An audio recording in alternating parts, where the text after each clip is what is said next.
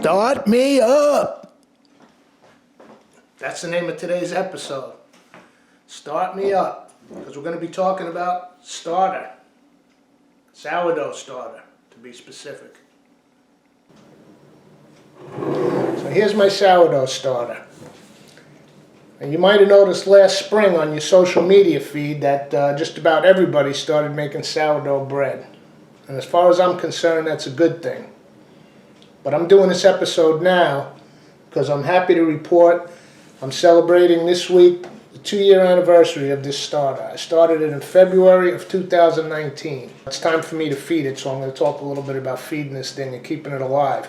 Because just like your pet, your cat, your dog, your houseplants, this is a living entity, and you need to feed it, you need to take care of it, you need to talk to it. I'm kidding. If you catch me talking to my some flour and water in a jar, send the guys with the white coats, will you? I'm trying to bring that one back. It was big when I was a kid, man. Yeah, they're gonna send the guys with the white coats for you. I haven't heard that one. We gotta bring that back. A bunch of lab technicians show up and take you away. Okay, I'm gonna feed this starter now. It's basically a 1-to-1-to-1. You got your starter. I keep it in the fridge and I just feed it on the weekend. The refrigerator slows down the yeast action and stays kind of in a semi-dormant state. And as a matter of fact, I have a jar in the freezer in case this ever died. But like I said, 2 years in running. So this is my starter out of the fridge. Water. This is all-purpose white flour. When I first started it 2 years ago, I was using rye flour. And you can switch up the different kind of flours, but you don't want to do it every feeding. First thing I'm going to do is get my scale on. Zero it out. And you got to have your chopstick, man. It's key. Alright? So start with...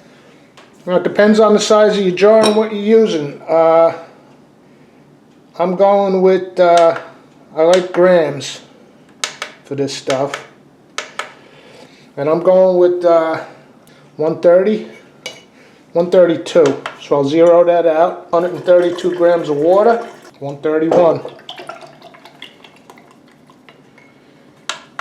And then same amount of flour.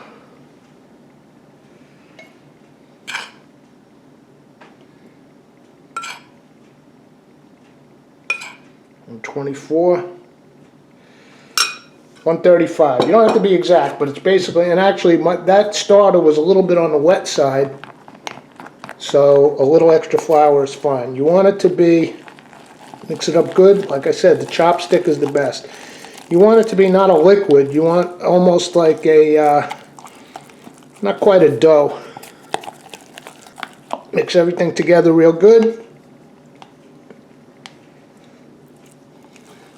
See, now it dropped. Once you put all the flour in, it came up way high, but now it dropped. And then since, like I said, since I don't have a jar with a lid, I'll eventually get one. I broke the one I was using. Typical of me. But I use this with some plastic wrap. And then take a rubber band